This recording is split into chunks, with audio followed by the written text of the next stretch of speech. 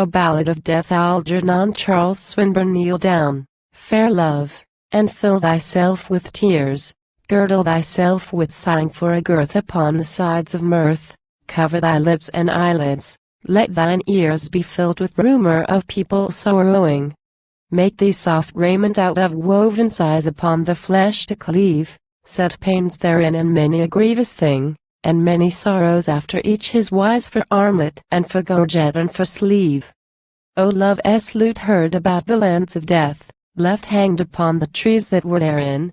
O love and time and sin, three singing mouths that mourn now under breath, three lovers, each one evil spoken of.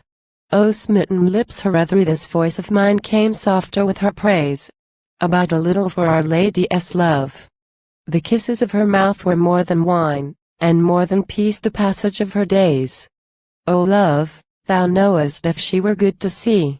O time, thou shalt not find in any land till, cast out of thine hand, the sunlight and the moonlight fell from thee, another woman fashioned like as this. O sin, thou knowest that all thy shame in her was made a goodly thing. Yea, she caught shame and shamed him with her kiss, with her fair kiss, and lips much lovelier than lips of amorous roses in late spring. By night there stood over against my bed Queen Venus with a hood striped gold and black, both sides drawn fully back from brows wherein the sad blood fell of red, and temples drained of purple and full of death. Her curled hair had the wave of sea water and the sea's gold in it. Her eyes were as a dove's that sickeneth. Strewn dust of gold she had shed over her, and pearl and purple and amber on her feet. Upon her raiment of dyed sendaline were painted all the secret ways of love and covered things thereof, that hold delight as grape flowers hold their wine. Red mouths of maidens and red feet of doves, and brides that kept within the bride chamber their garment of soft shame, and weeping faces of the wearied loves that swoon and sleep and awake wearier, with heat of lips and hair shed out like flame. The tears that through her eyelids fell on me made mine own bitter where there and between as blood had fallen therein, she saying, Arise, lift up thine eyes and see if any glad thing be or any good now the best thing is taken forth of us.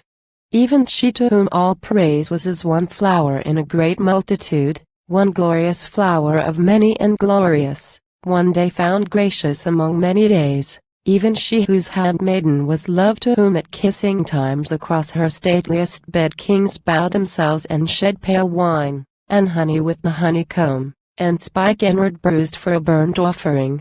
Even she between whose lips the kiss became as fire and frankincense, whose hair was as gold raiment on a king, whose eyes were as the morning purged with flame, whose eyelights as sweet savour issuing thence.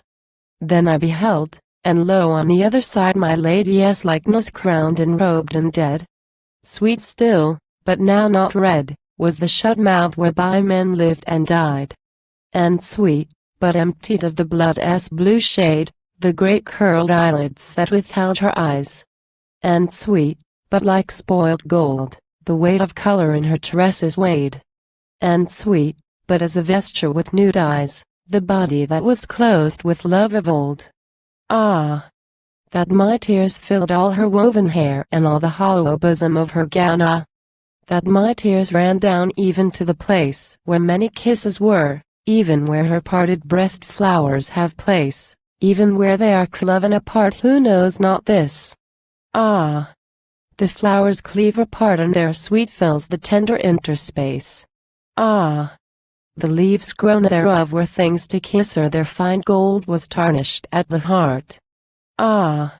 In the days when God did good to me, each part about her was a righteous thing.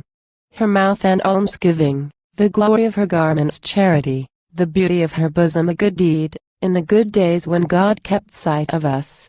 Love lay upon her eyes, and on that hair whereof the world takes heed, and all her body was more virtuous than souls of women fashioned otherwise. Now, Ballad, gather poppies in thine hands and sheaves of briar, and many rusted sheaves rain rotten in rank lands, waste marigold and late unhappy leaves and grass that fades or any of it be mown. And when thy bosom is filled full thereof, seek out death's face ere the light altereth, and say, my master that was thrall to love is become thrall to death. Bow down before him, ballad, sigh and groan, but make no sojourn in thine outgoing. For haply it may be that when thy feet return at evening, death shall come in with thee.